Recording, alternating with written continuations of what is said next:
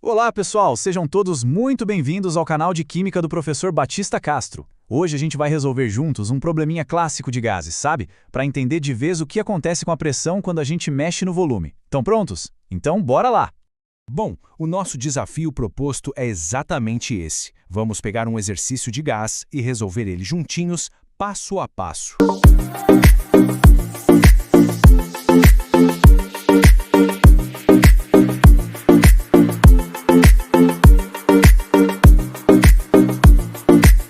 E o problema é o seguinte, olha só. Uma certa quantidade de um gás ocupa um volume de 120 litros com uma pressão de 700 milímetros de mercúrio e a uma temperatura de 20 graus Celsius. A pergunta é, qual vai ser a pressão se o volume diminuir para apenas 30 litros, mas a temperatura continuar constante?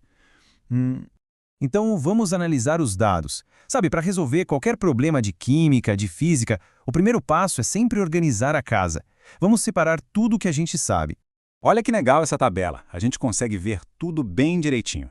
No estado inicial, a gente tem uma pressão, que vamos chamar de P1, de 700 milímetros de mercúrio e um volume, o V1, de 120 litros. E no estado final? Bom, o volume V2 caiu para 30 litros. E a pressão, a P2, é justamente o que a gente quer descobrir. Agora, atenção aqui, porque essa é a pista crucial. O problema falou que a temperatura é constante. Gente, essa é a chave de ouro. É essa informação que vai dizer para a gente exatamente qual fórmula, qual lei a gente tem que usar.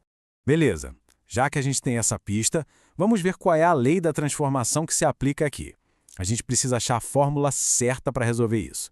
O nome técnico para isso que está acontecendo é transformação isotérmica. Parece um nome difícil, né? Mas iso quer dizer igual. E térmica vem de temperatura, ou seja, temperatura igual temperatura constante. E quem descreve isso é a famosa lei de Boyle.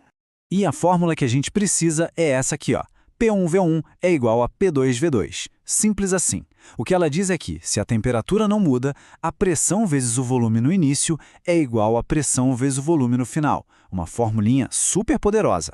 Certo? Agora é a melhor parte, resolver o cálculo. Já temos a teoria, já temos a fórmula, então, hora de fazer as contas. E para ficar bem fácil, vamos seguir 3 passinhos. Primeiro, a gente vai isolar a variável que a gente quer achar, que é a P2. Depois, a gente substitui os valores que o problema deu e, por último, é só calcular o resultado final. Moleza, né? Então vamos lá. Reorganizando a fórmula. A gente não quer achar o P2, então a gente precisa deixar ele sozinho de um lado. O V2 que está ali multiplicando, a gente passa para o outro lado dividindo. Fica assim, ó. P2 é igual a P1 vezes V1, tudo isso dividido por V2. Agora é só alegria, é só substituir os valores. No lugar do P1, a gente coloca 700. No lugar do V1, 120. E lá embaixo no V2, a gente coloca 30. Ah, e repara que legal, a unidade de litros em cima vai cortar com a de baixo. O resultado já vai sair em mmHg, que é a unidade de pressão que a gente quer. Perfeito! Pronto, a conta está montada. Agora é a hora da verdade. Qual será a resposta final? Qual é a nova pressão do gás? E o resultado é 2.800 milímetros de mercúrio. Isso aí, a pressão final do gás é de 2.800 milímetros de mercúrio. Ou seja, quando a gente apertou o gás naquele volume menor, a pressão subiu bastante. Mas o mais importante não é só achar o número, é entender a lógica por trás dele. Pensa comigo, o volume diminuiu 4 vezes, certo? Foi de 120 para 30. E o que aconteceu com a pressão? Ela aumentou 4 vezes. Foi de 700 para 2.800. Isso mostra que a relação entre eles é inversamente proporcional. Quando um desce, o outro sobe na mesma proporção. É como uma gangorra. E para a gente terminar, vou deixar uma pergunta no ar para todo mundo pensar. E se a gente comprimisse ainda mais esse gás, para um volume de 15 litros? O que será que aconteceria com a pressão? Fica aí o desafio. Pessoal, muito obrigado pela atenção e até a próxima!